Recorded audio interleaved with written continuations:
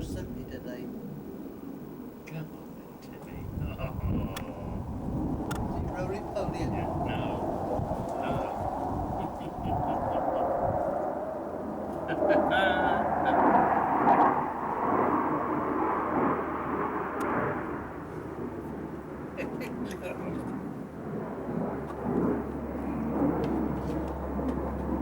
Come on then. Come on. Timmy. Timmy, come on then. Come on. Come on, you silly old cat. Come on then, you silly old cat. You do look a bit of a puff down that collar, I agree with you. Look. That's a flea collar, is it? Oh, he's a lovely boy, isn't he? Eh? He's a lovely boy. Come and see Mother. Come and see Mother. He's a beautiful boy. He's a beautiful boy, isn't he? Look, take over. Hello, Timmy. She called that Pufter's collar. I think it is a bit of a Pufter's collar. Oh, Tim. It's his. A red one. A red one. He knows he's photogenic, look. Yeah, you do. He's playing up for the camera. Way! Wee! Wee! Uh-oh. And you lovely. Yeah, look. You silly old thing. Hello. You don't even mind Come your on, foot then. being touched, do you? And yet Pepper does. He hates that foot being touched. He's a lovely boy. Eh? Do you know what? I was sat on our toilet this morning and I thought to myself, who's Mother talking to? You're beautiful. No wonder she'd love you. Not a bit of wonder she loves you. The old thing. He's a silly. He's a silly old thing. Pull his tail and all I can. You're daft. Ah, lovely. Look at the camera then. Hello. Oh. Is there another one up there? Or is he watching out that there isn't? Oh, you are lovely. You are lovely.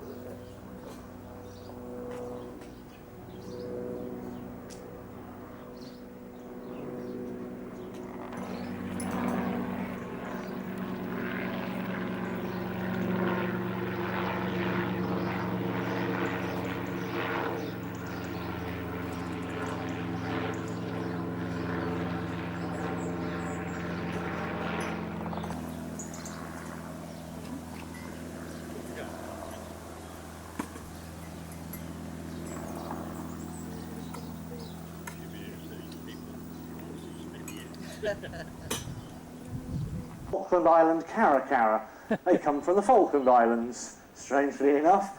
They've got other names, the striated caracara, and the locals on the Falkland Islands call them the Johnny Rook. which is because they haven't got many crows and the like. They're great scavengers, not particularly good flyers. If you get blown off of the Falkland Islands, you've got a long way before you reach land again, and it can be quite inhospitable. So they tend to sort of run around, especially on the seashore, and find scraps of food under anything that's been washed up, such as a flower pot.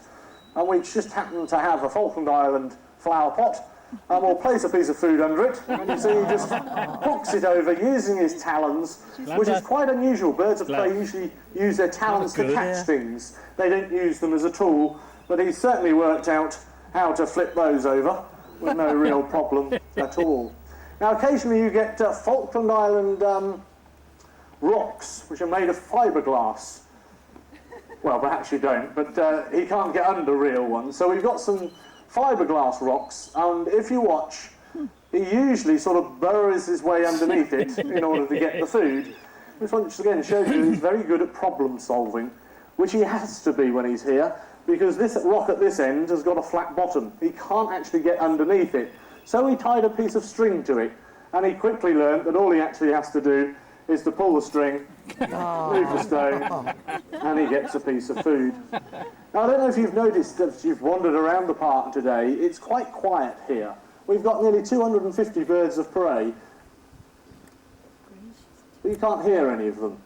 They can all call, and probably the most dramatic sound you can hear is the nuptial breeding call of the Falkland Island caracara, and that's exactly what we'd like to try and show you right now.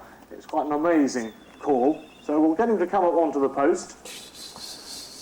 Ah! There we go. I'm afraid that was it. It doesn't get any better than that. And you can begin to appreciate why they don't tend to call too much. If the people at the bottom, thanks very much for waiting. If you want to come up, you're all right to come up while the caracara is flying, as long as you sit still for the rest of them. As you see, he doesn't actually fly that much, so there's no danger of him flying into people. Charles Darwin wrote about the Falkland Island caracara, and he documented how they catch rabbits. Many birds of prey catch rabbits. They wait for them to be feeding out in the open, and then they swoop down and catch them. The caracara is a bit cleverer than that. He knows where rabbits live, and they tend to go underground. And the caracaras will follow them. And we've dug a little rabbit warren here, and he's quite happy to disappear down one end, and hopefully to reappear up the other end. Hopefully. My word, oh, there he is. I wonder what he does down there sometimes. The most amusing demonstration we ever did, and it had me in fits of stitches, I just couldn't stop laughing. He went down the tunnel, and was down there for a short while, and then a live rabbit bolted out the other end. It obviously seeked refuge down the hole, and then he came out like a jack-in-a-box and flew off and tried to catch it, but he didn't manage to do it. It just shows you that he can fly, that he can pick out a colour, and that he can steal washing. There we are. A red pair of knickers he's got there. Well done. So he's showing you all sorts of different things in one go, right? No.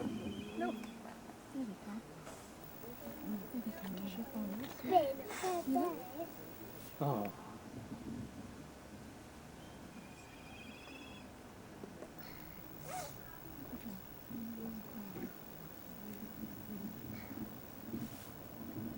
I'm sure you'll all agree that really is quite a beautiful sight, and one that used to be so common in this wonderful country of ours. And now, if you manage to see a wild barn owl, you're very lucky indeed. And once again, sadly, that actually goes against the barn owls, because people have been used to having them for generation after generation. People tend to take it for granted and think that all the surveys that say there's not many of them left, barn owls, but the farmers used to put club-shaped windows in the gable end of all their barns just to attract barn owls. And they act as pest control officer. And they did a wonderful job. But sadly, with the number of feral pigeons, they'll also use the same entrance. They'll sit on the rafters and they'll defecate over anything that's in the barn. The farmer doesn't like it too much, so he plugs up the windows, and the pigeons can't get in, neither can the barn owls. And so then he gets a problem with rodents, and he has to put poisons down, and then the poison, they still keep the ghost stories going, which just shows you the way it goes. So it'd be a great shame if we were to lose them in this country. I don't suppose we ever will, because there are strongholds for them, but it'd be marvellous to think that in the future perhaps we could have a few more of them about, rather than the 3,000 or 4,000 pairs, which is quite a handy way of surviving if you can get food all day long. But if you're only eating insects, it's hardly surprising. So that's all they have to do. They have to keep themselves aware. And if you watch the next bird, you should actually be able to see it in a bit more graphic detail.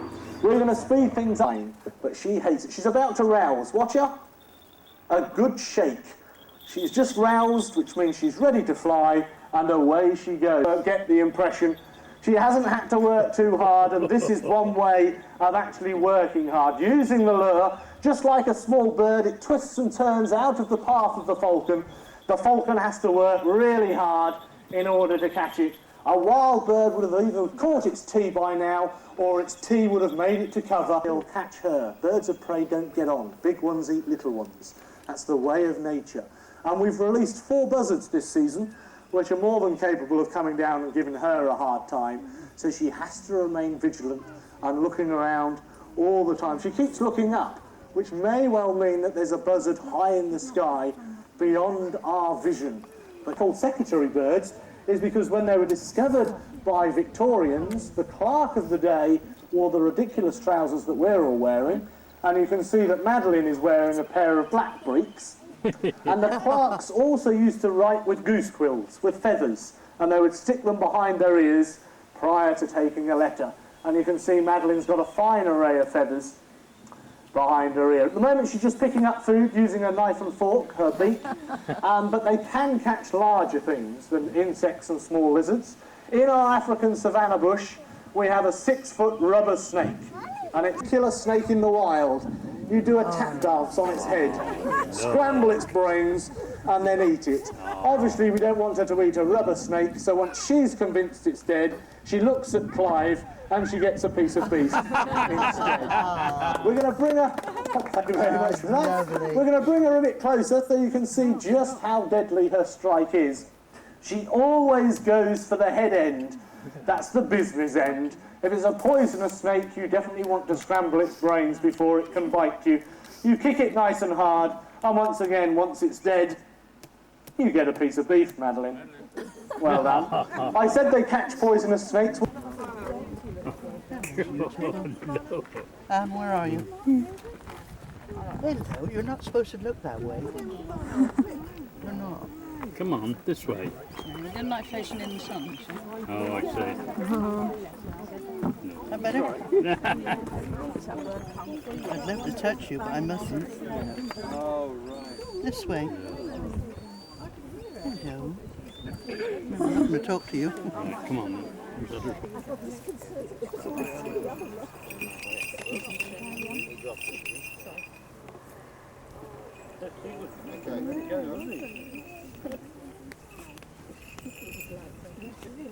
Dad?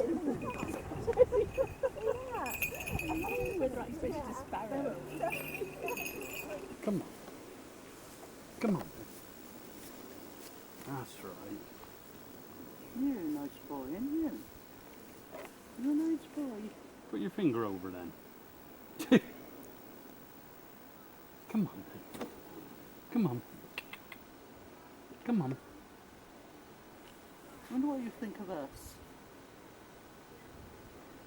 don't- Wonder what you I think bet of he's us. thinking, you don't know what a hose bloody doctor is. Look. Breakfast. Oh, you are clever. Oh, aren't you Aren't clever? you beautiful? Hey? Look at the size of them wings, Anne. Can you get them in? No wonder, No. no wonder they can soar. Why, That is clever, isn't it? you're lovely. You are nice. You're showing off for us, aren't you? How big wings you got. Isn't that lovely, girl? You just imagine that hitting you.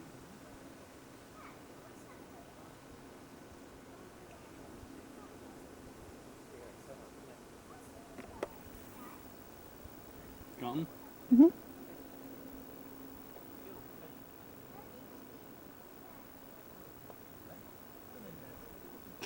He looks as if he's showing off Yeah, for you. yeah. Come on then. Come on then. Come on. That was clever. Cheyenne, don't sit in that tree. Hey! She's decided to go and sit in the tree, voted with her wings. She's also a bald eagle. She's only a youngster though. You probably noticed she's got quite a different colour scheme to old Danebury. Danebury's, I think he's about 5. And if you have a close look at him later on, you'll see he's still got a little bit of brown left in his head because he's probably got 1 or 2 molts to go before he has a pure white head. Now Danebury's bogged off. He's probably gone over to the Happy Eater up on the 303 just to see what's going on up there. But like I was saying, he is an experienced bird, and experienced birds always know the best way to get your lift is to head off into the wind. This is for class as he comes in, judges the wind nicely, folding his wings up, landing gear down. Lovely flight from Danebury there. Certainly held the ball close to 300 or 400 feet there in just a matter of minutes. Cheyenne got upset by The combine. back ready to combine. Oh, right. So she got all upset. Breeze, nice thermals, nice and warm. So he should be able to get up to a nice height, or he might just decide to stooge around. Looks like he's going for a jolly out in the valley. So we'll just bring him back a little bit. Because he's from the same genus as Danebury and Cheyenne. He's one of the Haliaeetus eagles, which means fish-eating eagles. That's their Latin name. And they have this speciality, whitebellies do anyway, where they can swoop down and snatch things out of the water, rather like an osprey or the African fish eagles or other fish-eating birds. But watch him coming in now. Looks like he's on his final approach. Quite low-angled stoop here, folding his wings in. Here he comes. Up goes the food. Nice catch from the fraggle there. See the way he just shoots a look to his talon? Goes, yeah, I've got that one. So he's going to head back towards his favourite tree now, which is the larger of those 2 trees together there. He normally goes and sits there, but he's going to go and sit in the beech tree today. Really good catch from him there. Mr. Dependable, this fraggle. He'll do that all day. Have a look at this guy though. Oh, look. That's Gandalf, and Gandalf is a cinereous vulture. And cinereous vultures are the largest old world vulture. They come from southern Eurasia, it's all across Europe, southern parts of Asia, out towards Siberia, or sorry, Mongolia I should say. Now he is a big boy. He weighs in around about 14 pounds and he's got about a 9-foot wingspan. That's quite difficult for Gandalf to get off the ground actually. So he's quite enjoying these windy conditions as well. To get out of his flight path. So all Gandalf's really got to do to take off now in this wind is just spread his wings, leap off his post, and he's just about ready to go. But he has to work hard because he's so heavy. And it's hard work flapping wings that are as large as that. And also when you're a dark colour like Gandalf, you soak up the heat and he gets hot. If I go where Fraggle goes, I'll be able to get some lift. And you can see he's starting to circle around in the same area that Fraggle is. It's not that he and Fraggle are mates. Gandalf just knows that Fraggle is a very good flyer, so if he hangs around with him, he'll have some luck. Look at this. Hey! Look at this. Here he comes. Hanging his legs out all the way long, ever. Throughout this season, whenever Gandalf's gone really well like this, I've always been on my day off, which is a real shame. So it's very nice to see him flying the way he is now. Here comes our next bird, though. Here he is. This is Mowgli. There.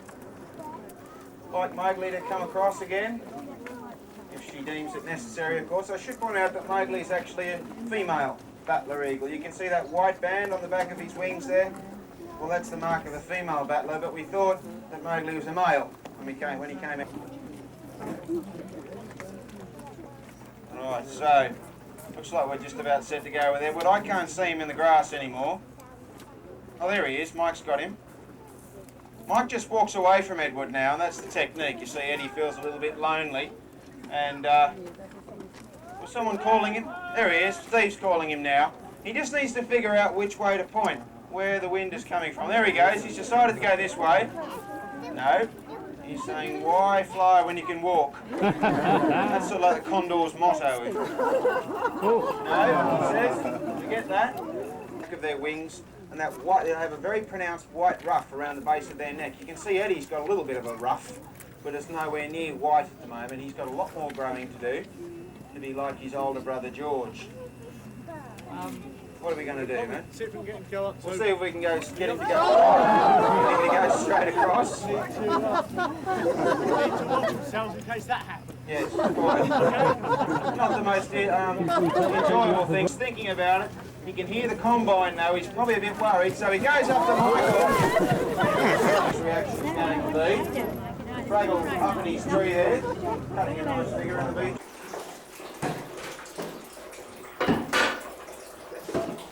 Love it.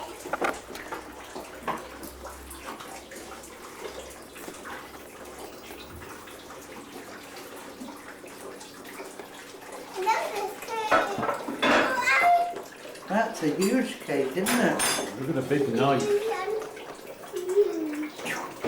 Made in Germany here. Made in Germany.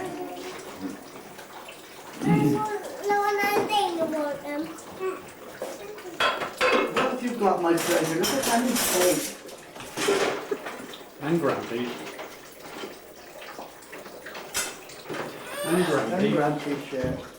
What do you think of the cake, Hannah? Yes. Do you like it? Yes. It's a lovely cake, isn't it?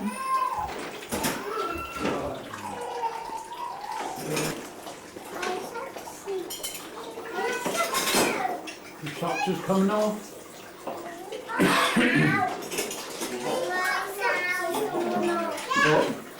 Hannah. Look, Nanny. Have you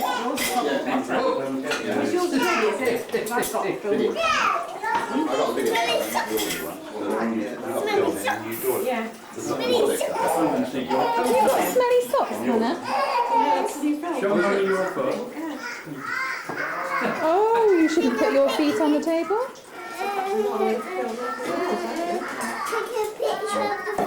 Take a picture of her foot. Yeah, you've done it. What have you got? Quavers. Quavers. Cheese. Cheesy quavers. Could the cook turn round, please? Hang on, computer. I want to have a look at the cook. Now you know what it's like to be on the other end. Get off. What do you mean?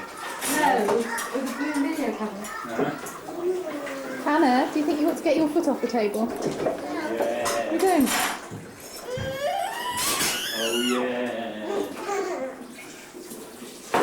Oh man.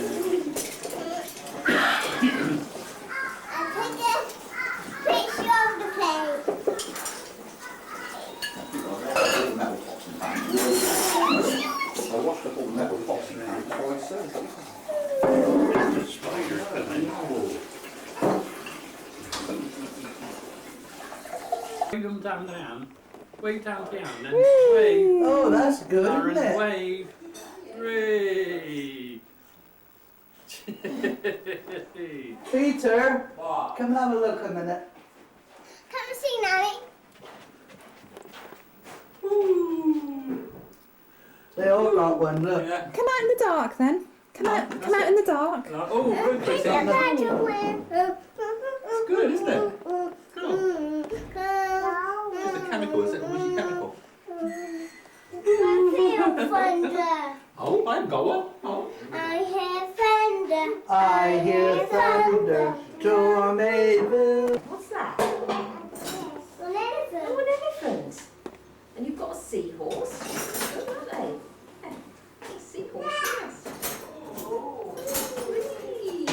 Come on, Nanny. Round your neck. Yeah, that's right. Yeah. There you go. That's it. And you're around your neck, yes. Want some help? Because you've got your ponytail to get yours over, haven't you? There you go, Hannah. That's it.